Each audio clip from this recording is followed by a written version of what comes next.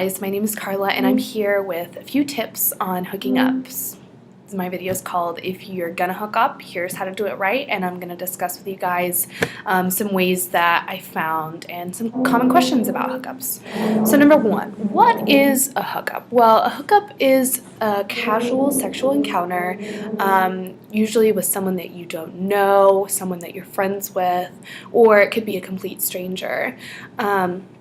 Usually happens with people that you don't know very well, or at least are not into a romantic partnership with. It can be anything from making out to full-blown sex. It counts as a hookup. Where do they usually happen? Hookups usually happen in places where people are socializing a lot, and especially when you're in college, definitely where there's alcohol. Definitely tends to be an influence on whether or not you're going to go home with someone. Who participates in hookups? Everyone. I mean, lots of people who just want the sexual part of a relationship without the emotional constraints of that. People who just want to be able to express their sexuality freely and try new things without having the pressure of a romantic partner. And why do people hook up? Again, because they want a place where they can express their sexuality. They think that person is attractive, and they just kind of go for it. Some people definitely hook up for the wrong reasons.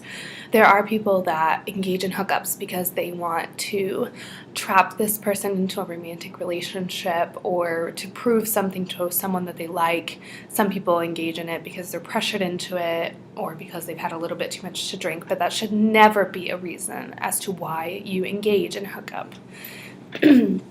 And is it okay to hook up? I'm going to go with yes. It is okay. It can be an awesome and liberating experience, but you have to make sure that you're doing it the right way. So, because of that, I'm going to go through Carla's ultimate guide to casual sexual encounters. First things first, protection every single time. And the number one tip I've got under all of this list is communicate. You must communicate with your partner. If you don't communicate with your partner about all of these things that I'm going to go through, then you shouldn't be hooking up. Then the point is moot. Communication is the number one aspect of a successful encounter with someone. So first things first, protection every single time.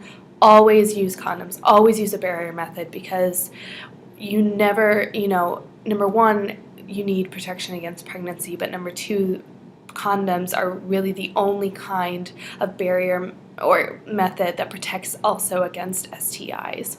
So you really need to make sure that you're protected every single time. Carrying condoms does not make you a slut, a whore, desperate. It doesn't make you any of those things. It makes you someone who really cares about their sexual well-being and is interested in promoting their own health. Definitely ask about birth control. You need to communicate about hormonal birth control.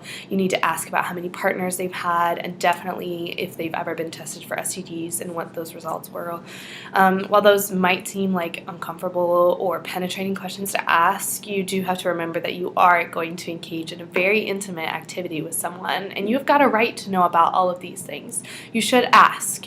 If you're trying to protect your body and be healthy, there's definitely things that you need to know. Secondly, make sure that you are in a safe space. Make sure that you feel free and comfortable to talk about boundaries and about what's okay and what's not, what you're going to do and what you're not going to do. So make sure that you're with the person that you feel comfortable and safe with to discuss all of those things. Make sure that you establish extremely clearly what the relationship is. Are we dating? Is this just a one-time thing? You need to really clearly establish what is going on right now, and will there be anything else in the future? Is there even the possibility of anything else in the future? You need to ask this in order to protect your own emotional well-being and their own emotional well-being. Make sure that you're both interested in having the exact same goals from the experience. If you both just want a hot one-night stand, then make sure that the other partner knows that that's what you both want. If this is, a precursor to maybe a dating relationship, make sure that the partner knows that there is a possibility for that and that that's what you would like to happen. So make sure that you really establish what is this relationship. And this becomes especially important when you're talking about long-term hookups, people that you call on a regular basis. You really need to make sure that everybody is in tune with themselves and how they're feeling about what's going on. Make sure that you're comfortable enough to communicate your needs in the bedroom. Not only do you need to be comfortable enough to communicate as to what's okay and what's not okay, but you also need to communicate what you want and what you don't want. And if you don't feel comfortable, speaking up and saying, this is what I like, this isn't working for me, then you probably shouldn't be hooking up, because you've got to be someone who's extremely comfortable going there with that person.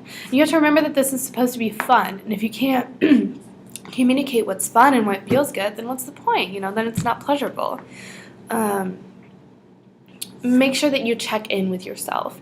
How am I feeling about this situation? How am I feeling about this person? Am I developing feelings that might be more than just sex? Would they be okay with those feelings? And how should I deal with them? Make sure that you're constantly tuning in to what you're feeling and not just participating blindly.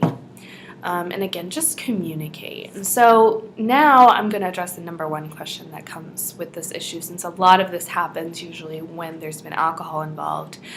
But Carla, what if I've been drinking? Well, make sure that the person that you're participating with is not overly intoxicated, is not in a place where they can't consent. And these are pretty easy lines to look at here, because if the person is in a place where they can't consent, then legally it is rape.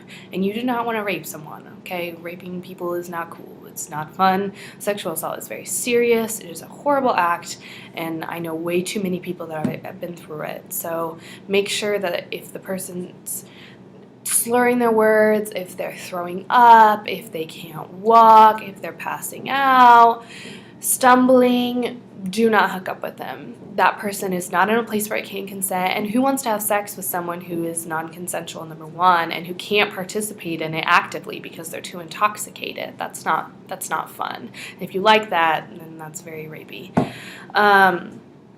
So yeah, all in all, hookups can be a really fun and healthy way to, express your sexuality without the confines of a relationship. But it's always imperative that you do it in a place and in a manner that's safe and healthy for everybody involved. And that means communicating about, basic physical health, STDs, STIs, pregnancy, birth control, all of that, making sure that you're communicating about your boundaries, about what the relationship is, make sure that you're checking in with yourself, making sure that you let them know what you want in the bedroom, what feels good to you, and making sure that you're always doing it in a consensual and respectful manner with your partner. So there's my guide to hookups. I hope you take some of my advice and have a great time.